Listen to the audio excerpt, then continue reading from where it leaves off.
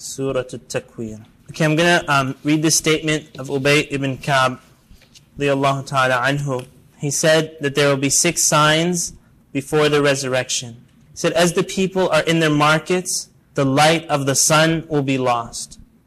And as they witness this, the stars will fall. And as they witness this, the mountains will crumble to the seas. Then, as they witness this, the earth will tremble and tremble, causing all humans and jinns and animals and birds and wild beasts to run wild, every creation, all mixing with each other. The jinns will say, we shall bring the news, so they go to the seas. There they will find it to be a pool of fire. As they are witnessing all of this, the earth will burst open all the way to its core, and in that state, the wind will come and take all their lives. And this was mentioned by Ibn Kathir, rahimahullah ta'ala. أعوذ بالله من الشيطان الرجيم بسم الله الرحمن الرحيم إذا الشمس كورت وإذا النجوم انكدرت وإذا الجبال سيرت وإذا الجبال سيرت وإذا العشار عطلت وإذا الوحوش حشرت وإذا البحار سجرت وإذا النفوس زوجت وإذا الموءودة سئلت بأي ذنب قتلت وإذا الصحف نشرت وإذا السماء كشطت وإذا الجحيم سعرت وإذا الجنة أزلفت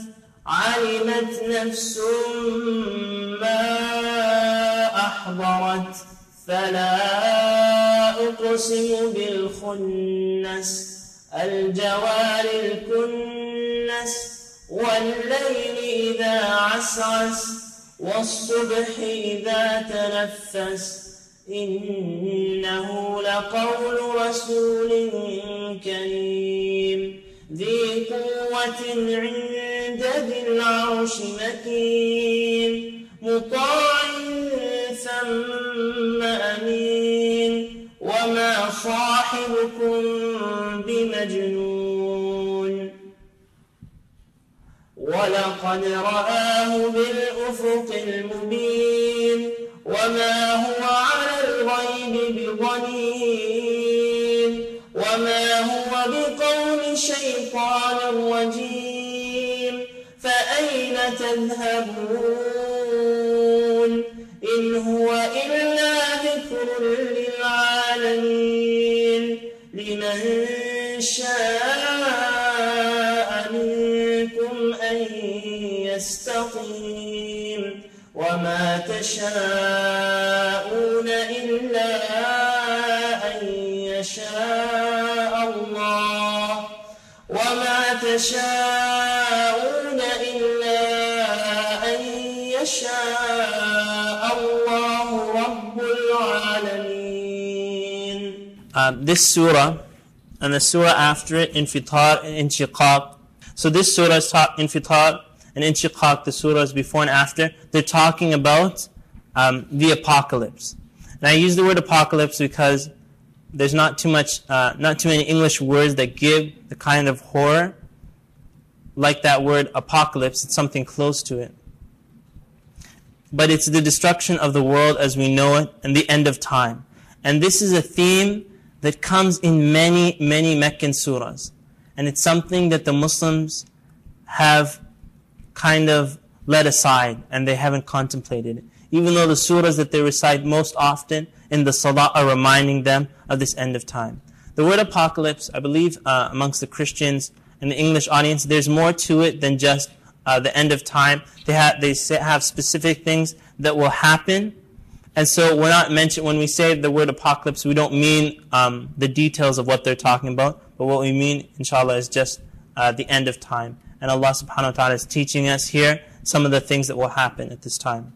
And so this collapse of the universe is something that it's not the day of judgment. This is something that will happen in this dunya. And then the Day of Judgment will begin after that.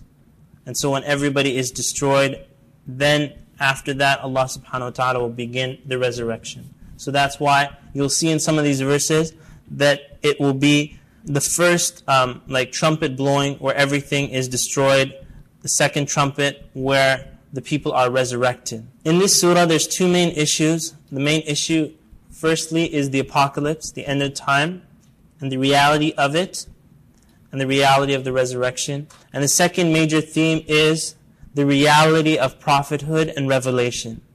The reality of prophethood and revelation. In the first verse, Allah subhanahu wa ta'ala is saying, إِذَا الشَّمْسُ كُوِّرَتْ. And inshallah, in some of the smaller surahs, I'll go through each word meaning. If you don't understand something, then you're welcome to ask.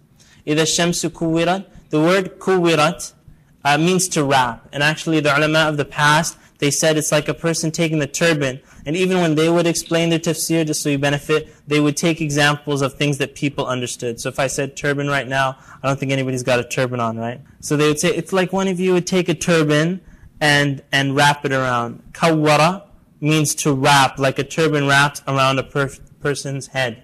And subhanAllah, like when they mention about the Qur'an and science, Allah subhanahu wa ta'ala says, يُكَوِّرُ اللَّيْلَ عَلَى النَّهَارِ وَيُكَوِّرُ النَّهَارَ عَلَى اللَّيْلِ. That Allah wraps the day on the night and wraps the night on the day.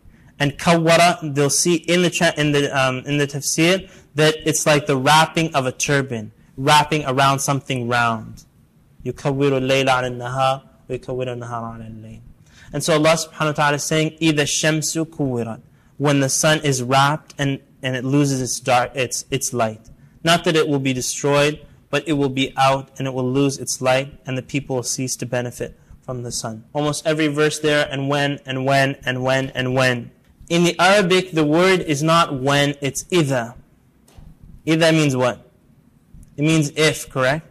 So if the translation, the dilemma of the translator, he can translate it as if the sun is wound round, and if the stars fall. Because to Allah subhanahu wa ta'ala, it's not if, because it's when. Because if Allah subhanahu wa ta'ala says, it will happen, because it's Allah Azza wa Jal. However, there's a benefit that we learn from the idha. And that is that it's a dharf, and they say there has to be a amil. Basically, there has to be a reply. If I said, for example, if you come early, and then I put 3 dots, you'll say what? What will your question be? You'll say, if I come early, what? Correct? There has to be a reply to if. Even in the English language, you have to have a reply. Either it's understood or it's said. And so if Allah subhanahu wa ta'ala says, إِذَا, there has to be a reply. And the reply actually is in verse 14. If you turn to verse 14, 13 verses of إِذَا, and then Allah subhanahu wa ta'ala saying that if that happens, then عَلِمَتْ نَفْسٌ مَا أَحْضَرَتْ. That every soul and every person will know what it brought, whether good or whether evil. عَلِمَتْ نَفْسٌ مَا أَحْضَرَتْ. That is the reply to إِذَا. And so whenever you see إِذَا, there has to be a reply to it. It's either there in the verses or it's in bracket. In verse 2, Allah subhanahu wa ta'ala says, وَإِذَا النُّجُومُ انْكَدَرَتْ. And this is when the stars shall fall.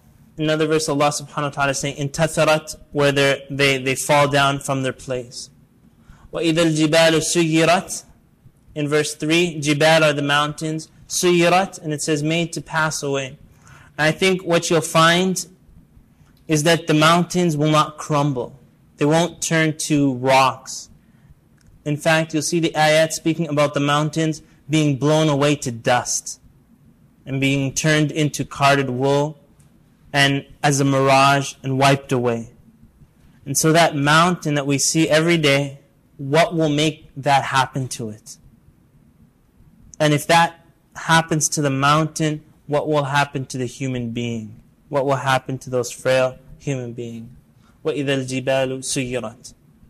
Like I said, we don't have the benefit really of living around mountains unless you go to Pennsylvania and something like that. And you can see the mountains. But these were people, like I said, in Mecca, where they lived all around mountains. And even when I was in Medina, and Medina doesn't have as many mountains as, say, Mecca does.